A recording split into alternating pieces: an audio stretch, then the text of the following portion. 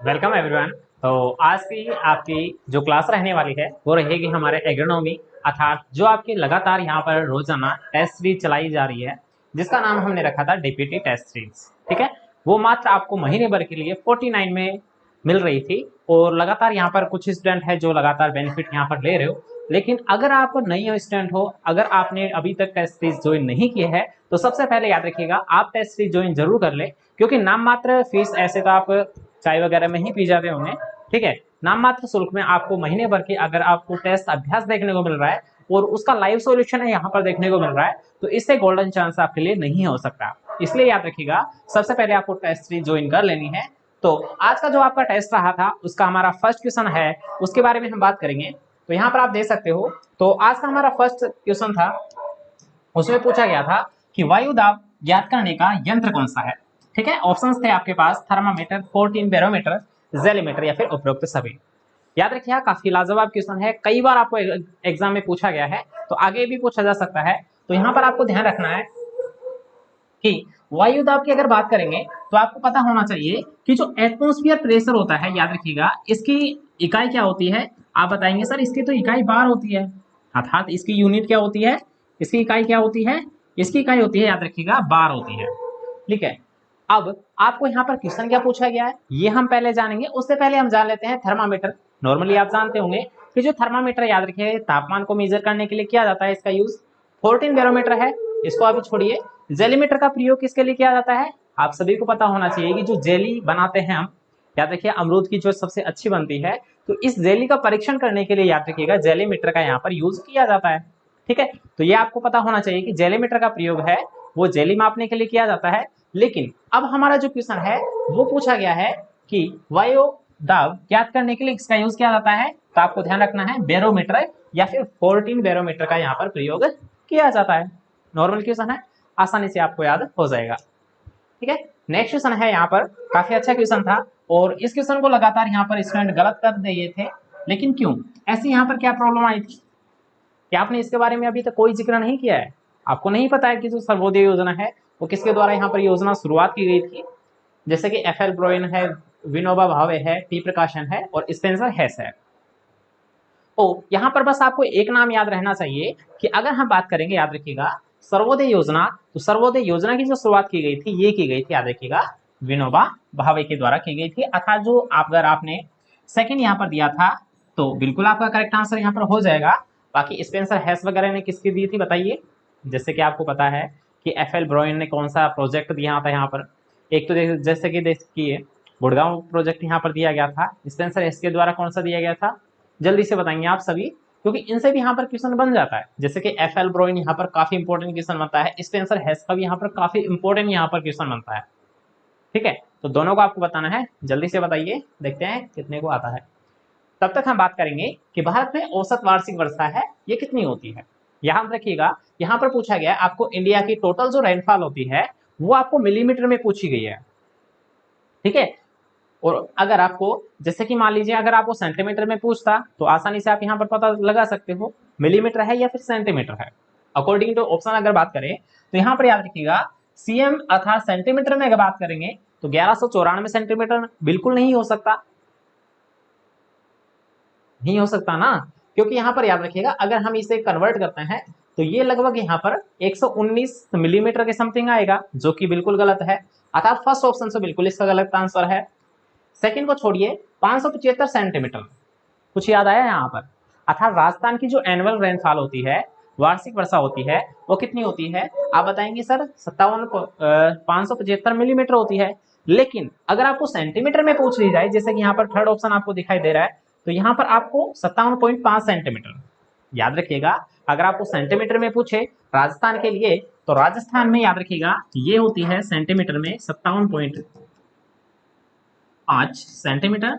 और इसकी हम बात कर रहे हैं, याद रखिएगा राजस्थान की, किसकी बात कर रहे हैं, राजस्थान के लिए। और अगर आपको पूछ ली जाए मिलीमीटर में, तो मिलीमीटर में आपको ध्यान रखना है यहाँ पर 575 मिलीमीटर, किसके लिए, राजस्थान के लिए।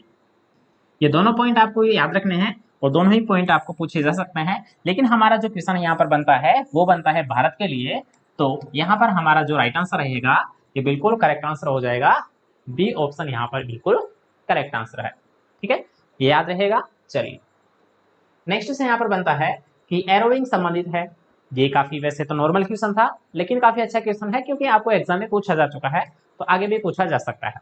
ठीक है, अब आपको पता होना चाहिए, याद रखिएगा, जो पुष्क्रम होता है गन्ने का, उसके पुष्क्रम को एरो कहा जाता है। क्या कहा जाता है? एरो कहा जाता है। और इस एरो बनने की क्रिया को याद रखिएगा एरोइंग कहा जाता है। क्या कहा जाता है? एरोइंग कहा जाता है। तो उसी से आपको ध्यान रखना है कि एरोइंग का जो संबंध है वो याद रखिएगा गन्ने से होता है। याद रहेगा। चलिए, तो ऑप्शन नंबर सी है इसका बिल्कुल करेक्ट आंसर है। अर्थात इसके जो पुष्क्रम है उसे एरो कहा जाता है, और इस एरो बनने की जो प्रक्रिया होती है, याद रखिएगा, जो प्रोसेस होती है उसको एरोइंग कहा जाता है। जो प्रोसेस होती है उसे ही एरोइंग कहा जाता है। आप ऐसे याद रख सकते हो। ठीक है, कैसे भी याद होना चाहिए, बस आपको कंठस्थ होना चाहिए। इसके अलावा हम बात करें, याद रखिए, गन्ने की, तो गन्ना जो वर्ड आया था, सुगर जो वर्ड आया था, ये संस्कृत भाषा से आया था। याद रखिएगा, यहाँ पर एक और क्वेश्चन बन जाता है, नॉर्मली अगर पूछ लेता है कि जो सुगर केन का जो शब्द आया था सुगर, ये किससे आया था, किस भाषा से आया था? तो ये संस्कृत भाषा से आया था। किससे आया था? संस्कृत भाषा से आया था। ठीक है, ये आप याद रख सकते हो। बाकी आप नोट डाउन करते चलिए साथ साथ क्वेश्चंस को, ताकि आपको भूलने वाली समस्या है वो बिल्कुल नहीं आए। ठीक है, चलिए नेक्स्ट क्वेश्चन की यहाँ पर बात करेंगे कि जो संकुल मक्का होता है इसकी बीज दर कितनी होती है? बीज दर कितनी रखनी चाहिए किलोग्राम में, यहाँ पर आपको पूछा गया है। ऑप्शन अगर आप यहाँ पर देखोगे तो आपको पता चलेगा कि सर यहाँ तो संकुल मक्का की पूछी गई है। तो यहाँ पर याद रखिएगा, एक होता है संकुल मक्का, संकुल मक्का अर्थात जिसे हम बोल देते हैं कंपोजिट, कंपोजिट मेज। एक होता है, आता है, याद रखिएगा, कंपोजिट, एक होता है हाइब्रिड अर्थात संकर। ध्यान रखिएगा, यहाँ पर दोनों की इंपॉर्टेंट यहाँ पर बात करेंगे अभी, कि एक अगर आपको पूछ लिया जाए जैसे कि संकर मक्का है इसकी कितनी होती है, और एक संकुल मक्का की है वो कितनी होती है। अर्थात जो फर्स्ट है वो है संकुल मक्का, सेकंड है वो संकर मक्का। ठीक है, तो यहाँ पर आपको ध्यान क्या देना है, आप बताएंगे सर हमें ये पता है कि जो संकुल है ये तो कम शुद्ध होता है, लेकिन जो संकर होता है ये काफी ज्यादा शुद्ध होता है। क्या आपको ध्यान रखना है, आप बताएंगे सर हमें पता है कि जो संकुल मक्का है ये कम शुद्ध होता है, बजाय किसके, जो संकर बीज होता है। क्यों? क्योंकि आपको पता होना चाहिए कि संकर बीज की जब हम बात करते हैं तो ये प्रतिवर्ष अर्थात हर साल इसे चेंज किया जाता है, इसलिए इसकी जो प्योरिटी है, इसकी जो शुद्धता है वो लगभग बराबर रहती है, क्योंकि इसे हर बार रिप्लेस किया जाता है, हर बार चेंज किया जाता है। लेकिन जो संकुल मक्का होता है, याद रखिएगा, इसकी जो, याद रखिएगा, शुद्धता होती है वो कम रहती है। इसलिए यहाँ पर इसकी जो बीज दर रखेंगे, याद रखिएगा, वो 18 से 20 किलोग्राम प्रति हेक्टेयर रखी जाती है। लेकिन अगर हम बात करेंगे, याद रखिएगा, संकर मक्का की, तो इसकी 20 से 25 किलोग्राम प्रति हेक्टेयर होती है। ठीक है, आप ऐसे याद रख सकते हो। तो यहाँ पर पूछा गया है संकुल मक्का के लिए, तो बिल्कुल इसका जो सेकंड ऑप्शन है वो बिल्कुल यहाँ पर करेक्ट आंसर हो जाएगा। ठीक है, आपने क्या दिया था, अब आपको पता चल चुका है आपका यहाँ पर राइट था या फिर रॉन्ग था। अगर रॉन्ग है तो आप सुधार ले अपनी शैली को, बाकी अगर राइट है तो वेल डन, आप बधाई के पात्र हो अगर आप बिल्कुल करेक्ट आंसर है तो। ठीक है, बाकी जितने भी स्टूडेंट यहाँ पर देख रहे हैं सभी को लाइव टेस्ट देना है। ठीक है, लाइव टेस्ट से आपकी जितनी भी ज्यादा प्रैक्टिस होगी, याद रखिएगा, उतना ही ज्यादा आपको योगदान मिलेगा आपकी एग्जाम पर, क्योंकि यहाँ पर जो टेस्ट रखा जाता है उसका आपको सर्टिफिकेट भी मिलेगा, साथ साथ आपको रियल टाइम एक्सपीरियंस देखने को मिलेगा। सबसे जो मेजर बात है, याद रखिएगा, टेस्ट देने की, मात्र आपको 15 मिनट का टाइम दिया जाएगा, उसमें आपको 20 क्वेश्चन सोल्व करने होंगे, और इसमें याद रखिएगा real time experience. Real time experience का मतलब होता है, याद रखिएगा, एग्जाम जैसा बिल्कुल टेस्ट यहाँ पर रखा जाता है। ठीक है, तो बिल्कुल जितने भी स्टूडेंट यहाँ पर लाइव देख रहे हैं, सारे स्टूडेंट यहाँ पर जल्दी से जाइए, ऐप को इंस्टॉल कीजिए और डीपीटी टेस्ट सीरीज को आप जरूर से जरूर ज्वाइन कर लीजिए। इसके अलावा हमारा जो एक और नया सीरीज है आपका 50 मॉडल पेपर का कंप्लीट, जिसमें सॉल्यूशन हम बात करेंगे, प्रत्येक क्वेश्चन यहाँ पर सिलेक्टेड रहेंगे, और वो भी आपके हमारे ऐप पर जल्द से जल्द यहाँ पर लॉन्च किया जा रहा है, तो उसे भी आप देखना ना भूलें। मात्र 500 रुपये में दिया जाएगा, और कुछ अगर आपको प्रॉब्लम आती है तो उसके लिए भी हम वहाँ पर विचार विमर्श कर लेंगे। बाकी डीपीटी टेस्ट सीरीज है, इसे तो हर एक बच्चा, जितने भी यहाँ पर लाइव ले रहे हैं, हर एक बच्चा के पास होनी चाहिए, ताकि आपका भी यहाँ पर याद रखिएगा कुछ टाइम में आपके नाम भी अनाउंस किए जाएंगे कि किसके कितने क्वेश्चंस यहाँ पर राइट हो रहे हैं। ठीक है, तो उससे भी आपको पता चल जाएगा। बाकी चलेंगे नेक्स्ट क्वेश्चन की ओर कि ड्रिप सिंचाई विधि की खोज किसने की थी। तो यहाँ पर याद रखिए ड्रिप की अगर बात करेंगे तो इसकी खोज है याद रखिएगा इजराइल से की गई थी, ये आप सभी को पता होना चाहिए। इसकी खोज किसके द्वारा की गई थी याद रखिएगा सिमचा ब्लास के द्वारा की गई थी, आपको पता होना चाहिए।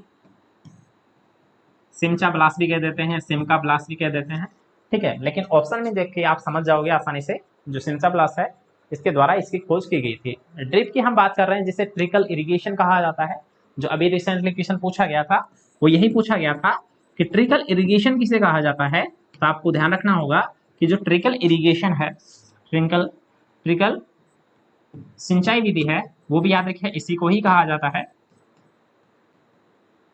बाकी इसके द्वारा याद रखिएगा जो फर्टिगेशन की जो समस्या है वो इसके द्वारा अर्थात की जा सकती है, अर्थात पानी के साथ जो फर्टिलाइजर है वो भी आसानी से सप्लाई किए जा सकते हैं। किसके द्वारा, ये ड्रिप विधि है इसके द्वारा, जिसे हम टपक टपक विधि कह देते हैं, ट्रिकल इरिगेशन जिसे हम कह देते हैं, इजराइल से जिसका उद्गम माना गया है और जिसकी खोज यहाँ पर सिमचा ब्लास के द्वारा की गई है। ठीक है, ये मेजर इंपॉर्टेंट पॉइंट है तो आपको पता होने चाहिए, इसलिए इसका राइट आंसर है वो कौन सा रहेगा, ऑप्शन नंबर डी इसका बिल्कुल करेक्ट आंसर है। ठीक है, अगर आपको क्लास पसंद आ रही है तो वीडियो को लाइक कर देना और ज़्यादा से ज़्यादा वीडियो को शेयर करें ताकि ज़्यादा से ज़्यादा स्टूडेंट तक हमारी ये क्लास पहुंच जाए। ठीक है, चलिए 7 नंबर का क्वेश्चन है कि माइकोराइजा मृदा में किस पोषक तत्व की मात्रा को बढ़ाता है। अर्थात किसकी यहाँ पर बात की जा रही है, माइकोराइजा की यहाँ पर बात की जा रही है। ठीक है, तो माइकोराइजा पहले तो होता क्या है, याद रखिएगा ये प्लांट रूट्स और किसके बीच होता है, कवक के बीच का एक संबंध होता है, जो करता क्या है, जैसे कि मान लीजिए एक कवक है, ठीक है, एक इसको पोषण देता है, एक इसको प्रोटेक्ट देता है अर्थात रक्षा देता है। अर्थात इसमें क्या है, एक सहजीवी यापन करता है, अर्थात एक दूसरे का ये सहयोग करके अपना जीवन यापन करते हैं। अब वो कैसे सर ये बता दीजिए। तो यहाँ पर याद रखिएगा ये माइकोराइजा करता क्या है, माइकोराइजा एक्चुअल में कुछ तो करता होगा ना इसे, मतलब पौधे को कुछ तो ये दे रहा है पोषण में, लेकिन क्या करता है, तो याद रखिएगा जो फास्फोरस जो मृदा में पड़ा है अस्थिर, सॉरी स्थिर जो पोजीशन है अर्थात जो पौधों को अवेलेबल नहीं हो रहा, तो ये क्या करेगा याद रखिएगा माइकोराइजा उस जो फास्फोरस पड़ा है ना, तो उसको क्या करेगा, वो पौधे को सप्लाई करेगा, अर्थात उसे याद रखिएगा स्थिर से अस्थिर या फिर सोलुबलाइज कर देगा।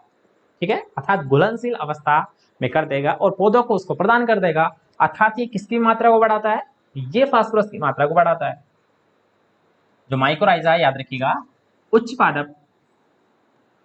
पादपों को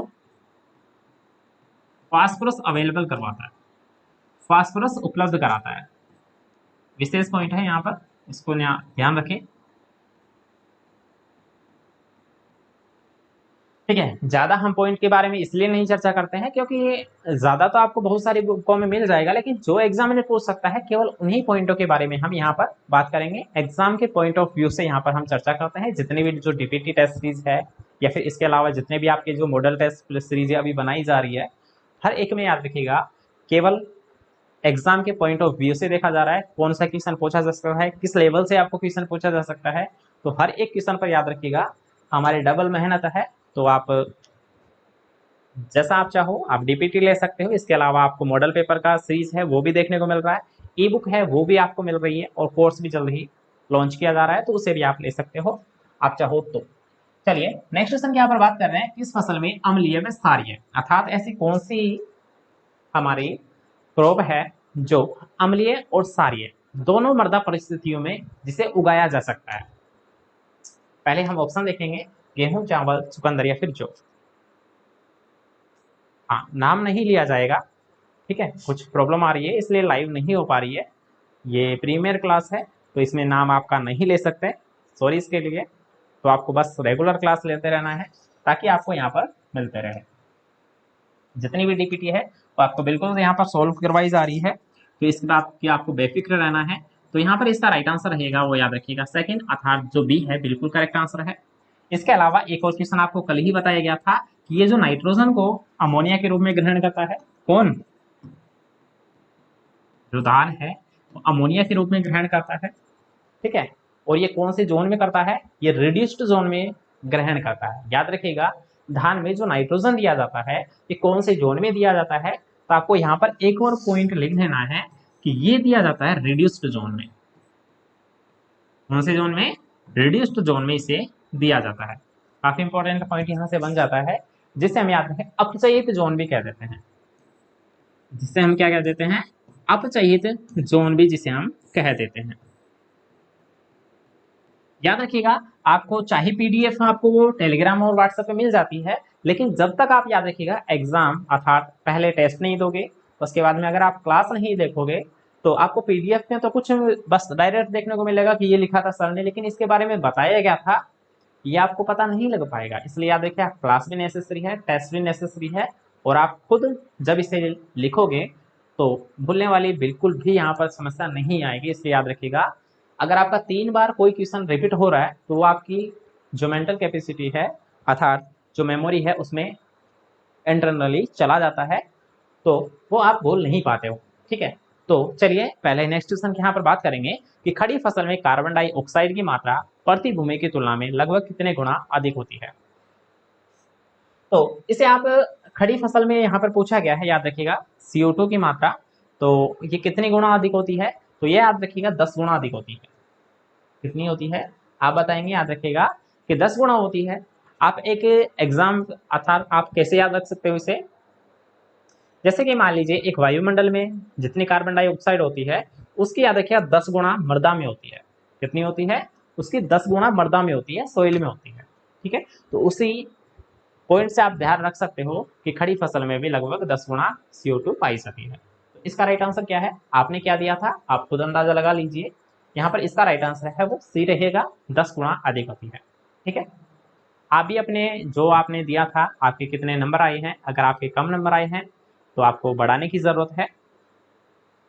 ठीक है, चलिए नेक्स्ट क्वेश्चन है कि अमोनियम सल्फेट का जो अम्लीय तुल्यांकता है वो कितनी होती है। ये क्वेश्चन आपको एग्रीकल्चर सुपरवाइजर में पूछा गया था, इसलिए यहाँ पर लिया गया है ताकि आपका जो प्रीवियस क्वेश्चन है वो भी आपके सोल्व यहाँ पर होते रहे। तो ज्यादा इसके बारे में चर्चा हम नहीं करेंगे, डायरेक्ट हम बात करेंगे कि जो इसका अम्लीय तुल्यांक होता है वो कितना होता है? 110 होता है। कितना होता है? अमोनियम सल्फेट का 110 होता है। ठीक है, नेक्स्ट क्वेश्चन है कि मृतिका कणों का व्यास कितना होता है। तो याद रखिए मृतिका या फिर जिसे हम क्ले बोल देते हैं, क्या बोल देते हैं? क्ले या मृतिका जिसे हम बोल देते हैं। सबसे जो महीन कण होते हैं वो इसी के होते हैं, याद रखिएगा। अगर आपने फर्स्ट दिया है तो बिल्कुल आपका करेक्ट आंसर नहीं है अर्थात रॉन्ग आंसर है। ठीक है, तो फर्स्ट ऑप्शन आपने चूज किया है, तो आपको ध्यान रखने वाली बात यह है कि इसका जो राइट आंसर रहेगा वो बी रहेगा। ठीक है, कुछ स्टूडेंट ने, बहुत सारे स्टूडेंट ने इसको गलत किया है, तो सुधार लेना आपका। तो यहाँ पर याद रखिएगा इसका राइट आंसर क्या रहेगा? सेकंड रहेगा। कौन सा रहेगा? सेकंड रहेगा। ठीक है, क्यों? क्योंकि यहाँ पर याद रखिए 0.002 मिलीमीटर से कम होता है। जो क्ले या मृतिका के कणों की जो साइज होती है, पार्टिकल्स की जो साइज होती है वो याद रखिए 0.002 mm से कम होती है। ठीक है, अब यहाँ पर याद रखिएगा सबसे, अगर हम बात करते हैं सबसे छोटे, तो वो क्ले के होते हैं। इससे बड़े सिल्ट के होते हैं। इससे बड़े महीन बालू के होते हैं, और इससे भी बड़े याद रखिएगा मोटी बालू के होते हैं, या फिर जिसे कंकड़ पत्थर बोल देते हैं। अब आप खुद अंदाजा लगा लीजिए कि इसका अगर मान लीजिए 0.002 मिलीमीटर से भी कम है अर्थात इसके भी अंदर है, तो इसका कितना होगा आप बताएंगे सर? इसमें से एक पॉइंट घटाते जाओ, जैसे कि 0.02 हो जाएगा। ठीक है, अर्थात 0.002 से 0.02 तक सिल्ट का आकार हो जाएगा। इसके बाद में हम इसके बारे में बात करेंगे, जैसे कि 0.02 है तो इससे याद रखिए 0.2 मिलीमीटर तक महीन बालों का कण हो जाएगा। और अगर हम बात करेंगे याद रखिए 0.2 से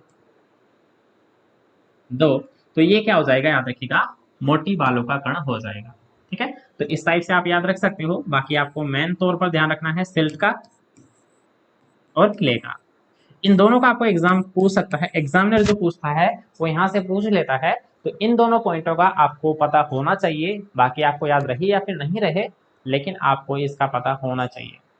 ठीक है, और अगर हम बात करेंगे कंकड़ पत्थर, आप लिख सकते हैं यहाँ पर।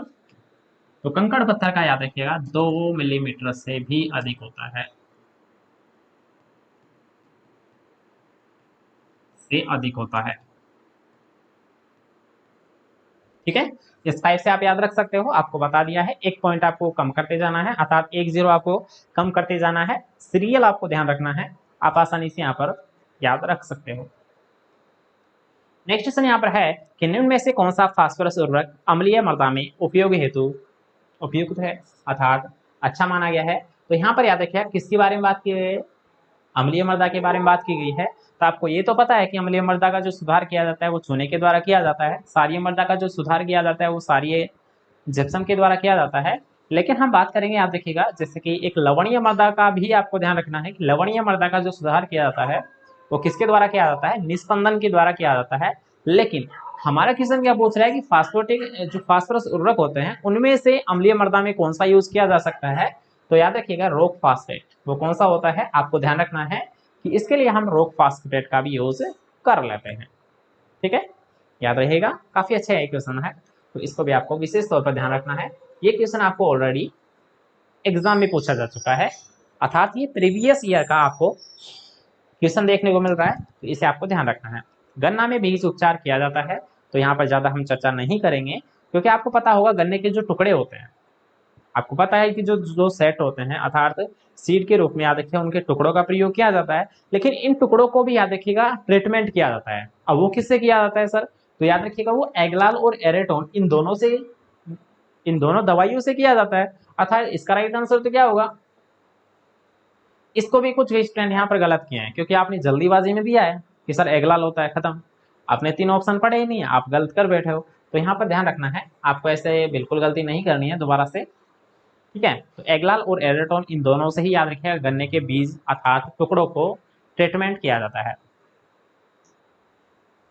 नेक्स्ट क्वेश्चन है कि कौन सी दलहनी फसल नाइट्रोजन का फिक्सेशन नहीं करती है। इस क्वेश्चन को करने से पहले आप सभी को पता होना चाहिए कि जितनी भी जो दलहनी फसलें हैं या फिर जो लेग्यूमिनेशियस फसलें होती है वो सारी क्या करती है, नाइट्रोजन का फिक्सेशन करती है। क्या करती है, नाइट्रोजन का फिक्सेशन करती है। लेकिन अब यहाँ पर एक अपवाद भी है, अर्थात जो हमारे राजमा फसल है वो क्या है, एक अपवाद है, ये क्या करती है, नाइट्रोजन का फिक्सेशन नहीं करती है। फिक्सेशन मतलब नाइट्रोजन का स्थिरीकरण नहीं करती है। अब इसका तो आंसर हमने जान लिया कि जो राजमा है याद रखिएगा ये क्या करती है, नाइट्रोजन का फिक्सेशन नहीं करती है, अर्थात इसका राइट आंसर क्या रहेगा, फोर्थ ऑप्शन। अब अगर मान लीजिए कोई नाइट्रोजन का स्थिरीकरण नहीं कर रहा है तो उसे तो नाइट्रोजन की जरूरत पड़ेगी। अगर मान लीजिए आप भोजन नहीं बना रहे हो, जैसे पौधे में नहीं होता, एक तो पौधा को क्या है खुद अपना भोजन बना लेता है, एक ऐसे भी पौधे होते हैं जो अपना भोजन नहीं बना पाते स्वयं, तो वो दूसरे पर आश्रित होते हैं। ठीक है, उसी टाइप की यहाँ पर बात कर रहे हैं कि राजमा क्या है, नाइट्रोजन का स्थिरीकरण नहीं करता है, इसलिए दूसरे पर आश्रित होता है, अर्थात इसे नाइट्रोजन बाहर से मनुष्य के द्वारा दिया जाता है। अब इसको कितनी जरूरत पड़ेगी, ये भी क्वेश्चन कई बार पूछ लिया जाता है। ये क्वेश्चन हम जस्ट आगे हम सोल्व करेंगे। जैसे कि आप देख सकते हो इसमें आपको पूछा गया राजमा को अगर ये नाइट्रोजन का फिक्सेशन नहीं कर रहा है तो इसको नाइट्रोजन का कितनी जरूरत पड़ेगी प्रति हेक्टर, ये आपको बताना है, तो आपको साथ साथ बताते रहना है। ठीक है, हर एक इंपॉर्टेंट क्वेश्चन यहाँ पर लिया गया है। तो इसका राइट आंसर क्या हो जाएगा, 110 से 120 किलोग्राम प्रति हेक्टर। ध्यान रखना है, याद रखिएगा, क्यों, क्योंकि ये नाइट्रोजन का स्थिरीकरण नहीं करता, इसलिए इसे नाइट्रोजन की आवश्यकता होती है। कितनी होती है, 110 से 120 केजी पर हेक्टेयर। ओके, आप चाहो तो लिख सकते हो नाइट्रोजन का ये फिक्सेशन नहीं करता इसलिए इसे पड़ती है।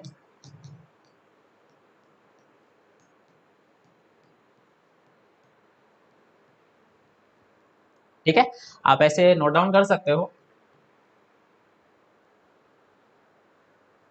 नेक्स्ट क्वेश्चन है कि पौधे में वृद्धि मापी यंत्र कौन सा काम में लेते हैं, अर्थात पौधे की ग्रोथ कितनी हो रही है फिर कैसे हो रही है इसको हमें मेजर करना है, तो हम कौन से इंस्ट्रूमेंट का यूज करेंगे।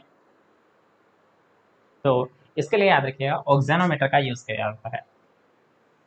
किसका यूज किया जाता है, ऑक्सेनोमीटर का प्रयोग किया जाता है, वृद्धि मापक यंत्र है। ये क्या है, वृद्धि मापक यंत्र है। तो इसको भी आपको विशेष तौर पर ध्यान रखना है कि अगर आपको पूछ लिया जाए पौधे में वृद्धि अर्थात ग्रोथ रेट, तो ग्रोथ रेट है वो याद रखिए ऑक्सेनोमीटर के द्वारा मेजर की जाती है। चलिए नेक्स्ट क्वेश्चन है कि पूषा तेजस करण वंदना किसकी किस्म है। ये शायद आपके लिए नया क्वेश्चन है, तो इसमें ध्यान रखना है, याद रखिएगा ये जो 2 वेराइटीज यहाँ पर पूछी गई थी, ये दोनों ही वेराइटीज की अगर बात करें, पहले आप ऑप्शन देख लीजिए, चावल है, गेहूं है, मक्का है या फिर गेंदा है। तो ये याद रखिएगा आपकी गेहूं की वेराइटी है। किसकी है? गेहूं की वेराइटी है, व्हीट की वेराइटी है। तो इसका राइट आंसर याद रखिएगा बी ऑप्शन रहेगा। बिल्कुल, ये जो दोनों वेराइटीज है ये दोनों ही गेहूं की वेराइटीज है। नेक्स्ट क्वेश्चन है 18 नंबर का क्वेश्चन कि चारा फसलों का जो हार्वेस्ट इंडेक्स होता है अर्थात कटाई सूचकांक कितना होता है, आपको बताना है प्रतिशत में, जैसे 18%, 11%, 1% या फिर 21%। तो यहाँ पर याद रखिएगा हार्वेस्ट इंडेक्स की अगर बात करेंगे फोडर क्रॉप्स की, चारा फसलों की, चारा फसलें जैसे कि रेंजिका है, बरसीम है, जई है, जिनसे याद रखिएगा चारा बनाया जाता है, तो इन सभी का कितना होता है याद रखिएगा 1% होता है। कितना होता है आप सभी को पता होना चाहिए, हार्वेस्ट इंडेक्स कितना होता है 1% होता है। और हार्वेस्ट इंडेक्स किसके द्वारा दिया गया था? डोनाल्ड के द्वारा दिया गया था। साइंटिस्ट कौन था? डोनाल्ड था, उसके द्वारा यह दिया गया था। चलिए नेक्स्ट क्वेश्चन है, काफी अच्छा क्वेश्चन है। आई थिंक आप सभी को पता है कि जो बैंगन में जो छोटी पत्ती रोग है ये किसके द्वारा होता है? ऑप्शन आप देख लीजिए, जीवाणु, विषाणु, कवक या फिर माइकोप्लाज्मा। याद रखिएगा माइकोप्लाज्मा को ही फाइटोप्लाज्मा भी कह देते हैं, आपको कंफ्यूज यहाँ पर नहीं होना है। फाइटोप्लाज्मा भी इसे कहा जाता है। ओके, और इसी को याद रखिएगा आप एमेलोज भी लिख सकते हो, कई बार आपको ऑप्शन में ऐसे भी दिखाई देता है। तो इन तीनों में से आपको कोई सा भी दिखाई देखने को मिल जाए आपका बिल्कुल करेक्ट आंसर हो जाएगा। सर कौन सा होगा? फाइटोप्लाज्मा या फिर माइकोप्लाज्मा या फिर एमएलओज। ठीक है, इस टाइप से आपको कोई सा भी देखने को मिले ऑप्शन में वो बिल्कुल हमारा करेक्ट आंसर है। ओके, फोर्थ ऑप्शन इसका बिल्कुल करेक्ट आंसर है।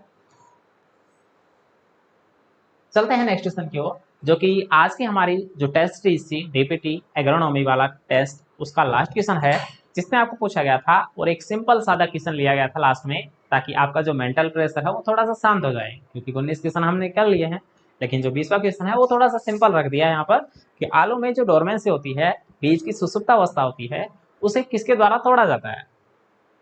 एगलाल, एरेटोल, एबीबी दोनों या फिर थायोयूरिया। तो आप सभी को पता है सर, इसके लिए तो हम थायोयूरिया का प्रयोग करते हैं। किसका यूज करते हैं? थायोयूरिया का परसेंट यूज करते हैं। और इसका याद रखिए 1% सॉल्यूशन का यहाँ पर 1% घोल का यहाँ पर प्रयोग किया जाता है, इसलिए इसका राइट आंसर क्या हो जाएगा? फोर्थ ऑप्शन इसका बिल्कुल करेक्ट आंसर है। तो आई थिंक आज की टेस्ट सीरीज में आपको ऐसा दिक्कत नहीं आई थी, सारे क्वेश्चंस यहाँ पर आपने अच्छे से अटेम्प्ट किए थे, लेकिन 1 से 2 क्वेश्चन में आपने गलती कर दी थी। ठीक है, तो आगे से जो टेस्ट लगेंगे उस पर आपको ये गलती दोहरानी नहीं है। और दोबारा से कहना चाहूँगा कि अगर आपने अभी तक टेस्ट सीरीज नहीं ली है तो आज ही आप याद रखिए ऐप इंस्टॉल कीजिए और वहाँ से आप टेस्ट सीरीज को ज्वाइन कीजिए। इसके अलावा मॉडल पेपर है, वो देना चाहो तो वो भी आपको जरूर लेना है। और इसके साथ साथ आपको बहुत सारे कोर्सेज है, वो भी आपको जल्द ही देखने को मिलेंगे, तो उनको भी आप ले सकते हैं। ठीक है, तो चलिए मिलते हैं नेक्स्ट क्लास के साथ। अगर आपको क्लास पसंद आई है तो वीडियो को लाइक कर देना और ज़्यादा से ज़्यादा इस वीडियो को अपने दोस्तों के साथ शेयर कर देना। ठीक है, चलिए, good night everyone, thanks for watching.